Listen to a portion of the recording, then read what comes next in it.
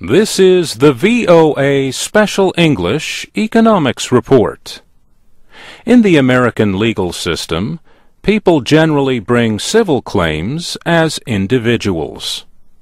But if a lot of people have similar claims, they may try to bring a class action lawsuit.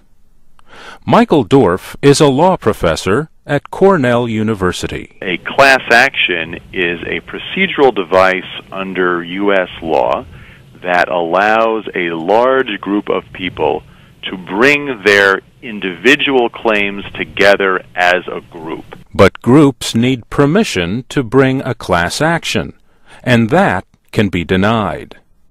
That happened this week to 1.5 million current and former employees of America's largest private employer. The women accuse Wal-Mart of discriminating against female employees in its stores. But the United States Supreme Court voted to block a huge class action against Wal-Mart in federal court. The women were seeking billions of dollars. They say men were offered more jobs and more chances to move up in the company. They accuse Wal-Mart of violating part of a federal law, the Civil Rights Act of 1964. The case started about 10 years ago. A federal district court in California agreed that the case could go forward as a class action.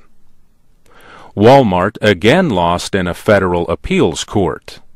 But on Monday, Wal-Mart won its appeal in the nation's highest court.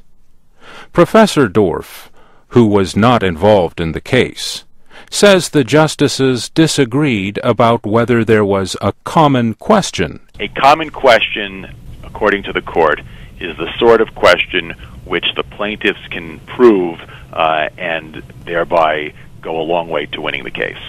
He says most of the justices found that Wal-Mart was not being accused of one kind of discrimination or one policy, but many different acts. The key to being able to bring a class action here, and the issue that divided our Supreme Court, was whether all of these different claims by over 1 million people had enough in common to justify a single class action. Wal-Mart has a policy barring discrimination, but the women accused the company of unfair policies and permitting bad behavior by some store managers. The court was divided 5-4 in its ruling, yet all 9 justices agreed that the case could not go forward. The women needed to meet additional legal requirements because they were seeking payment for harm they say was done. All the justices agreed these requirements had not been met. Boston University law professor Michael Harper says the decision was widely expected.